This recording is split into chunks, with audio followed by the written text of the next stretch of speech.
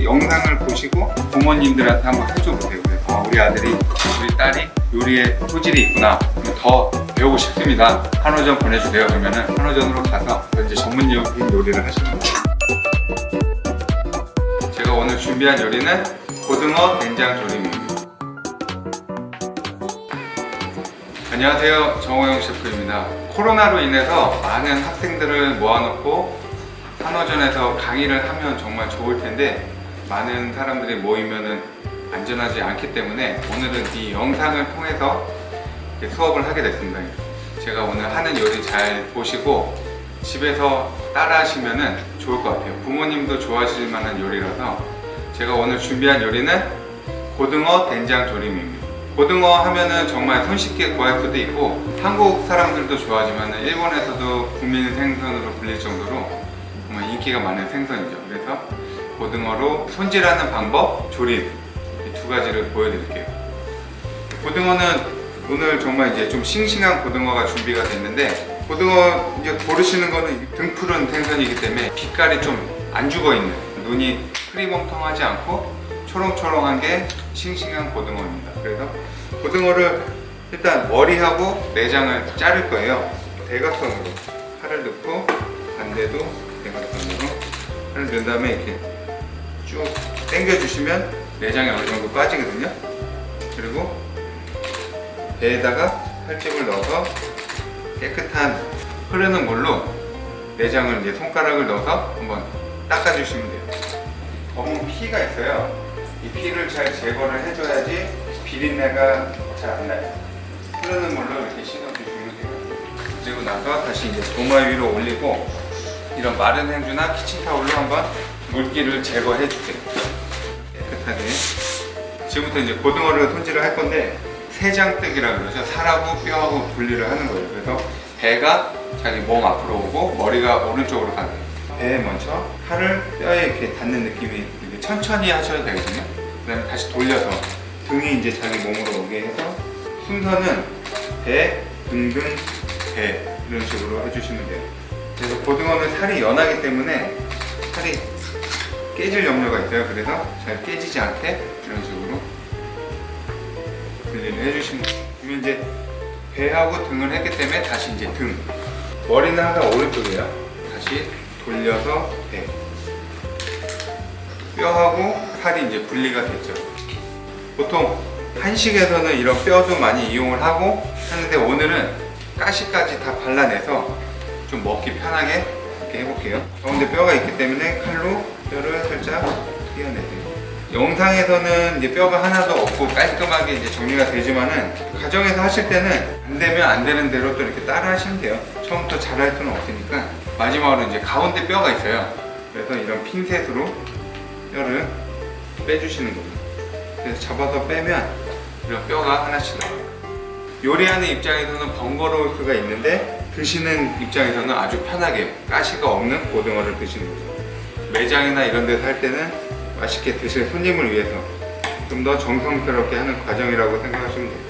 그리고 보통은 이제 한식에서는 고추장이나 고춧가루, 묵은지를 넣는다든가 그런 식으로 고등어 조림을 하는데, 오늘은 가정에서 할 때는 일본 된장이 없어도 가능해요. 근데 오늘은 이제 일본 된장 미소를 가지고 우리나라 사람들도 한식에서 이제 밥 반찬으로 많이 먹듯이 일본에서도 가정에서 많이 해먹는 요리예요.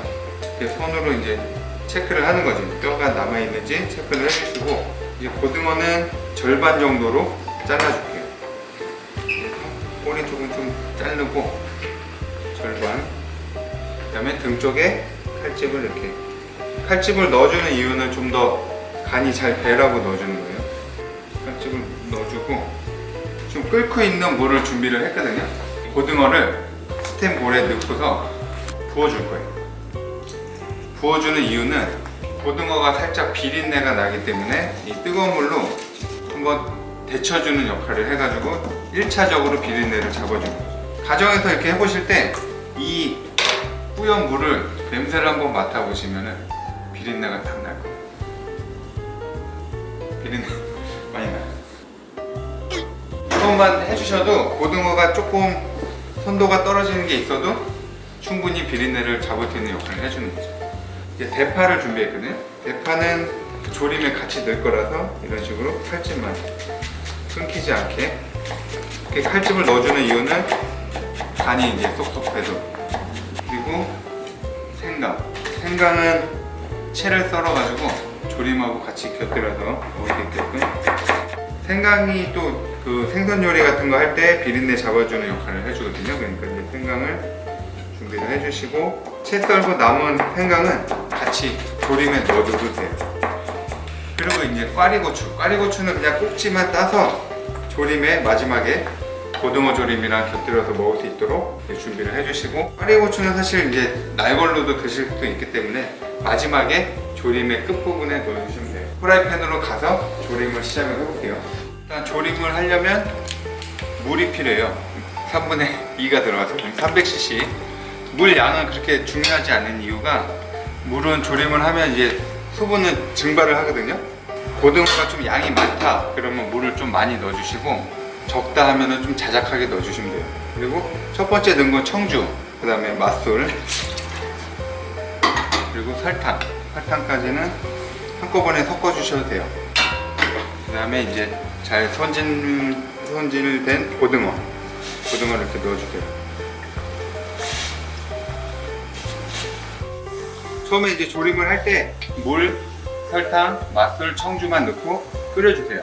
보통 조림의 기본이 짠맛이 들어가기 전에 단맛을 넣어주는 게 생선을 부드럽게 해주는 역할을 하고, 단맛이 침투가 더 빠르거든요. 근데 단맛이 들어가기 전에 짠맛이 들어가 버리면 소금기가 고등어 살을 막아버려가지고 부드러운 조림이 안 되죠. 그래서 부드러운 조림을 하기 위해서는 간장이나 된장을 넣기 전에 설탕이나 맛술, 청주 같은 거 먼저 넣고 어느 정도 끓여주시다가 마지막에 된장을 넣어주시면 돼요.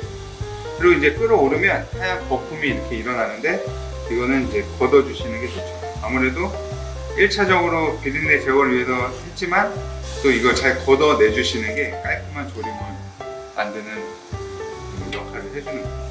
이제 된장을 풀어줄 건데, 된장을 직접 넣어도 좋지만은 이런 채를 이용해서 풀어주세요. 고등어가 으깨지지 않게. 이러면은 전체적으로 조림 국물에 잘 풀리거든요. 그러면 이제 된장에 있는 콩 알갱이도 좀 깔끔하게 걸러줄 수 있고, 그럼 이 상태에서 이제 윤기가 나게끔 졸여주시면 되는데, 조림을 할 때는 이제 자주 안 만지는 게 좋아요. 만지다 보면 생선살이 깨지고, 안 돌 때는 국자로 위에서 계속 끼얹어 주는 게 좋아요. 그래야 좀 더 전체적으로 간이 잘 배고 윤기가 잘 나는 조림이 됩니다. 생강을 좀 넣어서 생강 향이나 비린내를 좀 잡아주는 역할을 합니다. 이게 약간 달달하면서 이제 짭짤해요. 그래가지고 이 단맛이 좀 싫다, 설탕이나 맛술 이런 걸 좀 줄여주시면 되고, 이거는 기호에 맞게 해 드시면 돼요. 그리고 이제 이 칼집 넣은 대파 좀 넣어줄게요. 파가 이제 어느 정도 익었어요. 그래서 더 익히면은 이게 국물이 좀 탁해지니까 파는 좀 건져줄게요. 고등어가 보통은 추울 때 맛있어요. 가을 고등어라고 하는데, 고등어가 이제 가을이나 겨울이 제일 맛있고, 여름에는 사실 이제 기름기도 빠지고 배가 물러서 고등어가 맛이 없어지는 철이에요. 그리고 우리나라에서는 이제 고등어를 좀 보호하기 위해서 보통 1년에 한 달씩 금어기가 있어요. 그래서 5월달이 되면은 고등어를 이제 아무도 못 잡게 하는 거죠. 작년부터는 그게 2달로 바뀌었어요. 조그만 생선이나 이런 거는 많이 안 드시는 게 좋고, 어부들이 일단은 안 잡아야 되는데 그걸 잡아서 유통을 할 때는 소비자들이 구입을 안 하시는 게 이런 고등어를 오래오래 맛있게 드실 수 있는 방법이라고 생각합니다. 오늘은 이 고등어를 이렇게 조림을 했는데, 고등어가 없으면 삼치 같은 걸로 해도 비슷하게 하실 수 있고요. 고등어는 정말 그냥 동네 시장을 가든 마트를 가든 쉽게 구할 수 있는 재료니까 영상을 보시고 부모님들한테 한번 해줘 보세요. 그래도 우리 아들이, 우리 딸이 요리에 소질이 있구나, 더 배우고 싶습니다, 한우전 보내주세요. 그러면은 한우전으로 가서 이제 전문적인 요리를 하시는 거예요. 꽈리고추는 거의 살짝만 익어도 먹을 수 있기 때문에 이렇게 마지막에 넣어주시면 되고요. 찐득한 느낌이 나거든요. 그 정도까지 졸여주시면 거의 다 돼갑니다. 불을 끄겠습니다. 그러면 보시면 국물이 거의 없어질 때까지 졸였어요. 그러면은 이제 접시에 잘 깨지지 않게 잘 놔주시고, 그리고 이제 아까 준비한 이 대파도 이 된장 소스를 살짝 묻혀서 마지막으로 이 국물을 조금, 그리고 이 생강 이 접시에 같이 곁들여 가지고 올려주시고, 접시를 깨끗하게 닦아서 고등어 조림이 완성됐습니다. 보통 고추장이나 고춧가루로 많이 하지만 오늘은 된장으로 하는 고등어 조림을 한번 영상 보시고 한번 따라해 볼게요.